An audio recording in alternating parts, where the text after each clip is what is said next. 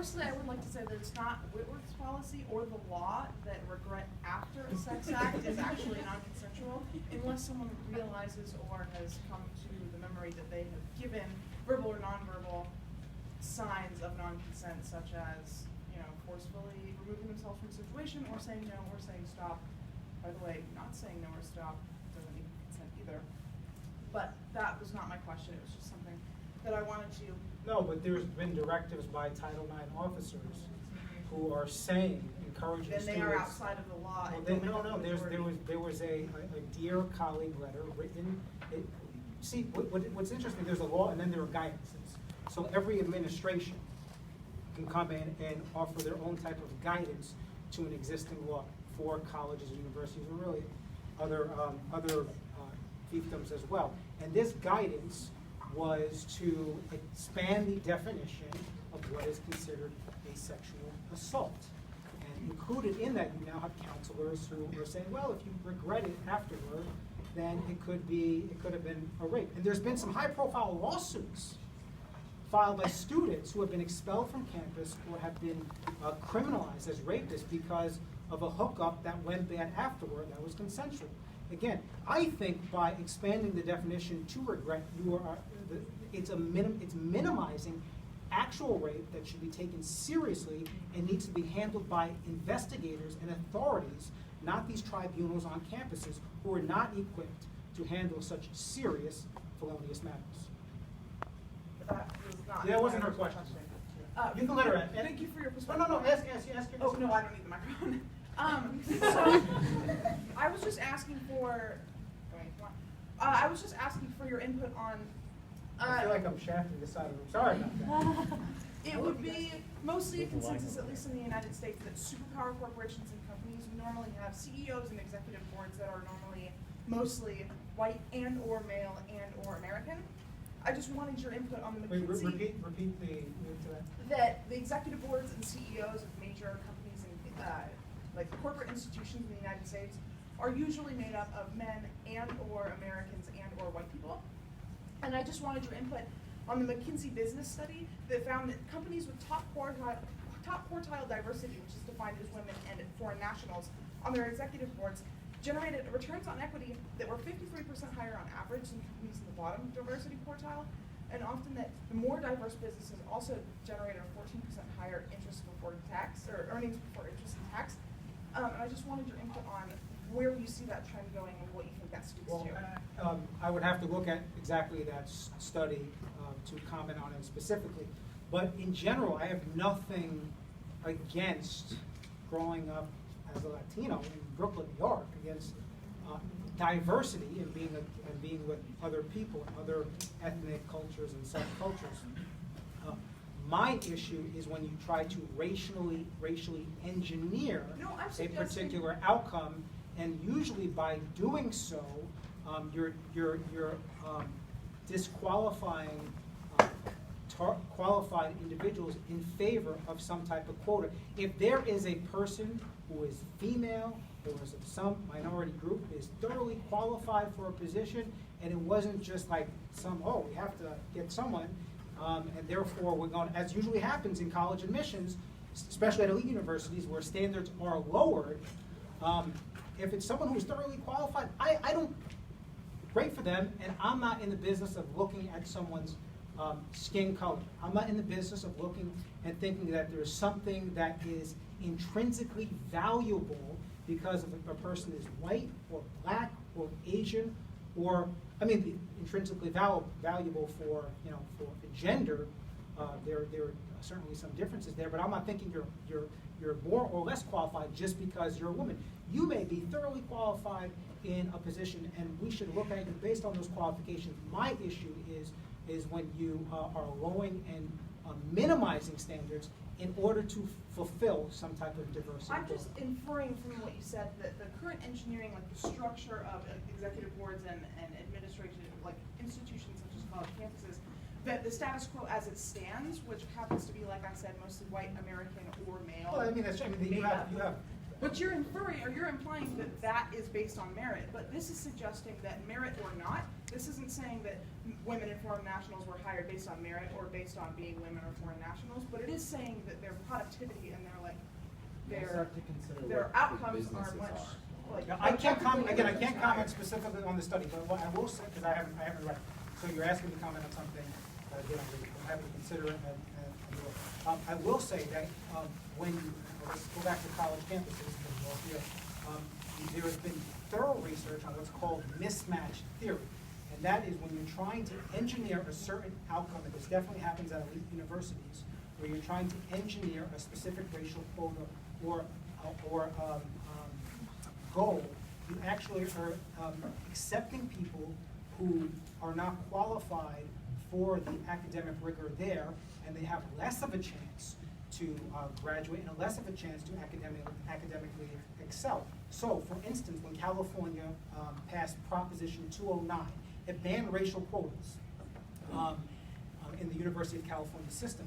You had a drop. It was interesting, done by a UCLA law professor who studied this. You had a drop of minorities, a slight drop of minorities overall, but you had an increase in their graduation rates because now they were matched to a qualified, they were matched to an institution where their qualifications match. And that should be the goal. That should be the goal, is graduation, not trying to satisfy some diversity dream of an administrator. Well, thank you for your input. Thank you for your Yeah, man, thanks for.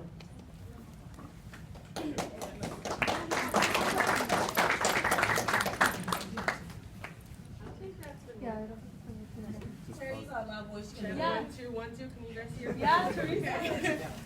Well, first of all, thank you for coming, and all of you guys for coming. I know some of y'all have exams in the morning.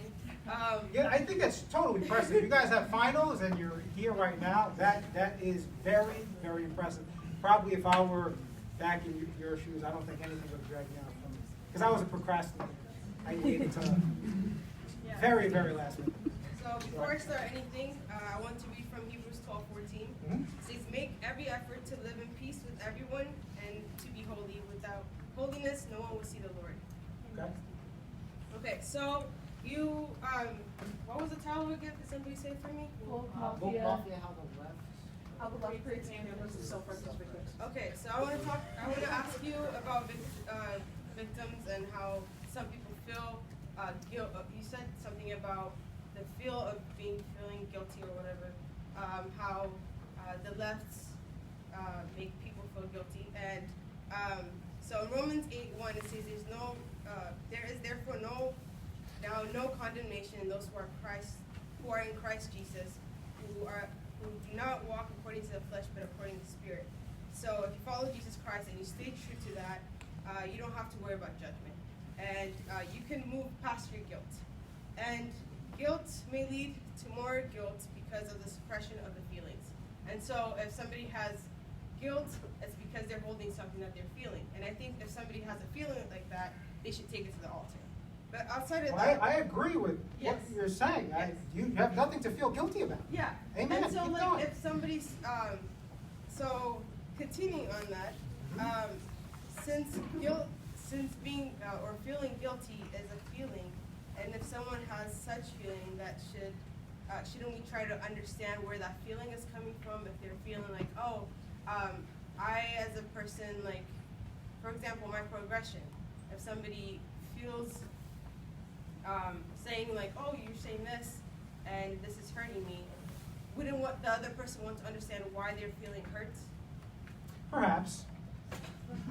I would say that you shouldn't intentionally go ahead to make someone feel uncomfortable.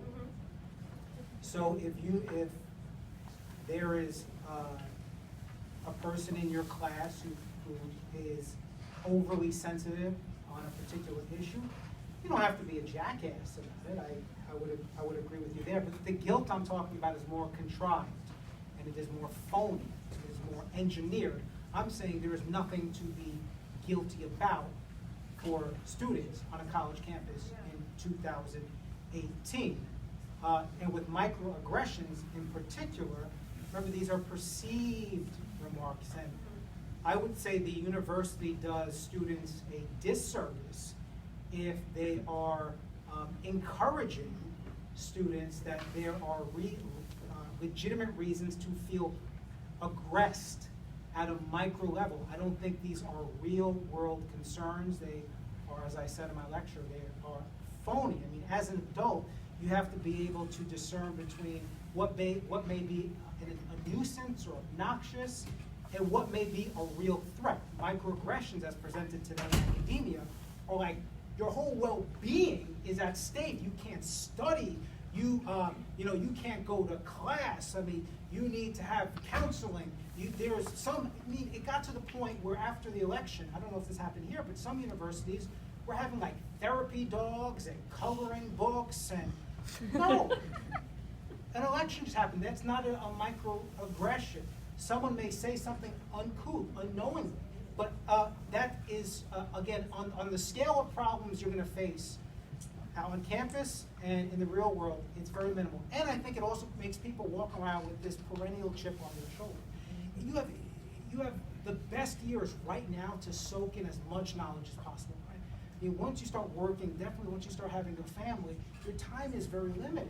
So I would say rather than having students trying to hunt for these racist ghosts lurking behind every innocuous conversation, just focus on study, try to consume as much knowledge as possible, learn how to think critically. That's going to propel you in the real world, not the microaggression phenomena that is today. And then, so before I finish it off, can I, so, I don't know some words, but That's right, before try. anything, I think you owe an apology to Beck Taylor. I really think that on behalf of ASWU, I think they will stand with. So do you think Whitworth is replete with racism? I mean, there's racism going around. Oh, like, do you think your campus is racist? There is a lot of racism that goes around. Like what? I'm curious. What is Blackface. Listen, that is no, but I don't think that's an. That was that's, blatant racism. but People is, put on blackface to minister. you're missing the point. I don't know. Have you heard blackface is used to create a stereotype of black people. Yes, and it's wrong. And you're saying that wasn't Face. obviously wasn't proof enough that this That's was not structural racism. Are you saying that the only that's- racism that can exist is the racism dictated by policy? Do you not acknowledge the choices that individual what people policy- make based on who gets hired, who gets searched, who Tell gets me. arrested, Tell me. who gets sentenced to much longer sentences for the same crime? That's false. That's false. I mean, So everything you people- just said is false. Stand up. Let the man in the pink hat. Yeah, let him speak. Give him the mic. So I What just you're confusing. You're confusing. Let me say. What you're doing. Listen. There's 300 million Americans. Right? So you're going to easily find individual instances of racist activity. What I asked is more specific, and this is a microcosm. Is you may have 5 knuckleheads that decided to do blackface for whatever reason, but isn't that an indictment of the entire university structure, you all included as racist?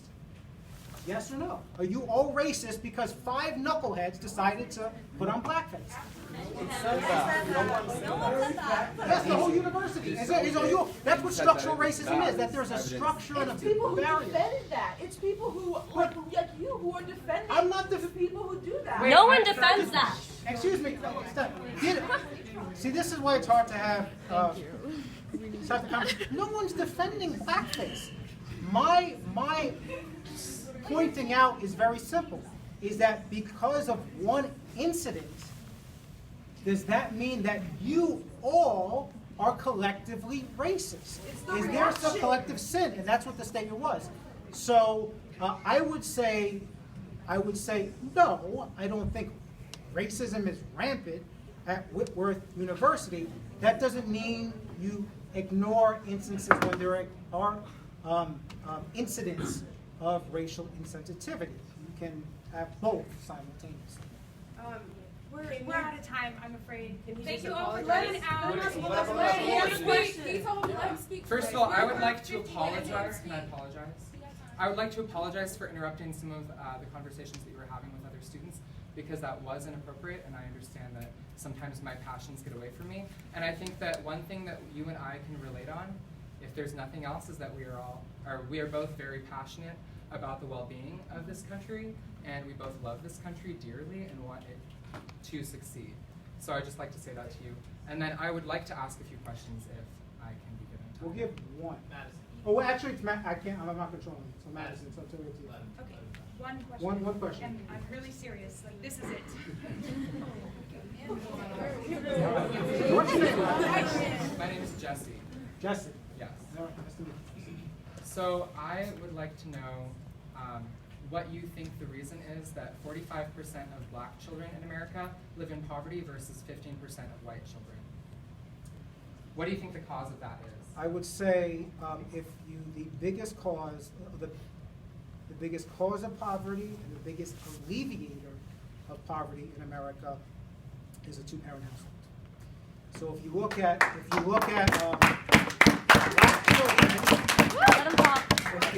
black children who are born, into two-parent households, the poverty rate is under 7%. It's very minuscule. And the same thing when you look at white children born in single-parent households, it's much higher than a white child who is born in a two-parent. Why do we have two-parent households? Why do we have two-parent households? It's because. Well, let me. No, white. She said white don't. Why don't? White don't. Massive. Why don't black people have two-parent households? You think it's because mass incarceration? No, we're I'm asking. asking. Oh, it's because there has been. If you look at the trajectory of singleness, especially within the black household, it started after LBJ's war on poverty. If you look at poverty levels prior to these 1960s, 1970s big government welfare programs, poverty amongst the black family was declining rapidly. Also, you had more households that were sticking together. There were more two-parent households and declining poverty in the black family. When you can say that racism was very high, possibly at its zenith, along with Jim Crow. When you had these government programs, the government stepped in and became basically the substitute for the father in many of these urban areas. And there hasn't been a concerted effort to endorse and promote marriage as the key alleviator to poverty. Instead, it's been, as is usual the liberal way of thinking, it's some type of malady that can be solved by a government program. So it wasn't to foster two-parent households. In fact, you look, I mean, it's undisputable. You have two-parent household of black or white children, their chance for poverty is significantly low. Their chance of criminality is significantly low. The chance that they get an education, are successful themselves, skyrockets. When you have a one-parent household, usually it's the mom and not the father. Then you have that child, say a young male, who's still striving for that family life, and because he's striving for that family life, he's striving for that male role model, he's more likely to get involved in some type of gang behavior because he's looking for that male, white or black, and that's true. We didn't get an apology to Becky Taylor. Teresa asked for an apology. She's our president of Terry asked for an apology to the president of the university. He's not here. Well, I want to say thank you for coming out tonight. Best of luck with your finals, and I hope you guys will help me.